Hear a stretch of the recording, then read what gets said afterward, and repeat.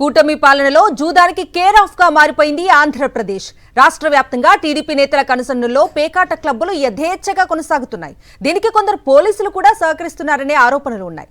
అనంతపురం జిల్లా గుంతకల్లు మండలం వెంకటాంపల్లి అటవీ ప్రాంతంలో ఇటీవల పోలీసులు తనిఖీలు చేపట్టారు. స్పెషల్ పార్టీ పోలీసుల దాడుల్లో 20 మంది పేకాట రాయిళ్లను అరెస్ట్ చేసి 18,92,000 రూపాయలు స్వాధీనం చేసుకున్నారు. యథేచ్ఛగా జూద కేంద్రాలు నడుస్తున్నా పట్టించుకోవటం లేదనే ఆరోపణలతో గుంతకల్లు రూరల్ ఎస్ఐ రాఘవేంద్రప్పపై వేటు వేశారు ఉన్నతాధికారులు. రాఘవేంద్రప్పను వీఆర్ కు బదిలీ చేశారు ఎస్పీ జగదీష్. పూర్తి డీటెయిల్స్ మా ప్రతినిధి శివారెడ్డిని అడిగి తెలుసుకుందాం. శివారెడ్డి,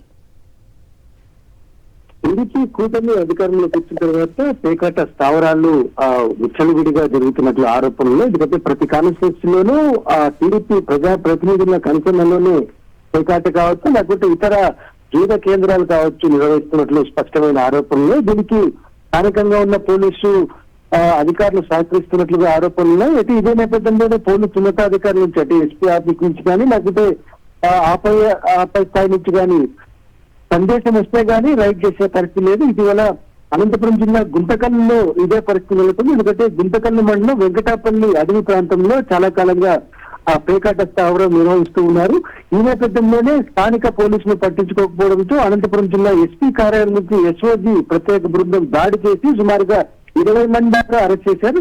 18,92,040 రూపాయలు స్వాధీనం చేసుకున్న పరిస్థితి కనిపిస్తోంది. 20 మందిని అరెస్ట్ చేశారు. ఈ మొత్తం ఘటనకు సంబంధించి స్థానికంగా ఉన్న పోలీసులు ఏమాత్రం పట్టించుకోవడం లేదు, నిర్లక్ష్యంగా వ్యవహరిస్తున్నారు. కొందరు పోలీసు అధికారులు అయితే టీడీపీ నేతలతో చేతులు కలిపి వాటాలు పంచుకుంటున్నారన్న ఆరోపణల నేపథ్యంలో గుంతకల్లు రూరల్ ఎస్ఐగా వ్యవహరిస్తున్నటువంటి రాఘవేంద్రప్ప నేటిపడింది. అనంతపురం జిల్లా ఎస్పీ జగదీష్ సీరియస్ గా వ్యవహరించారు. ఎందుకంటే ఎస్ఐ రాఘవేంద్రప్పను ఇప్పటికే వీఆర్ కు బదిలీ చేసిన పరిస్థితి కనిపిస్తోంది. చాలా కాలంగా నిర్వహిస్తున్నప్పటికీ ఎందుకు మీరు పట్టించుకోలేదన్న విమర్శలు అయితే నెలకొన్న నేపథ్యంలో ఎస్ఐ పైన వేటు పడి ఇప్పుడు పూర్తి స్థాయిలో చర్చగా మారే పరిస్థితి కనిపిస్తుంది.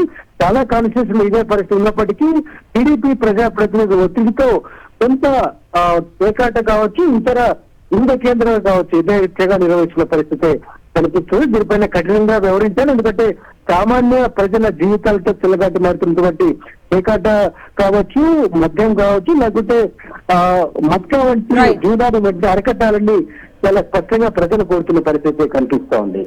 Right Shiva Reddy, thank you.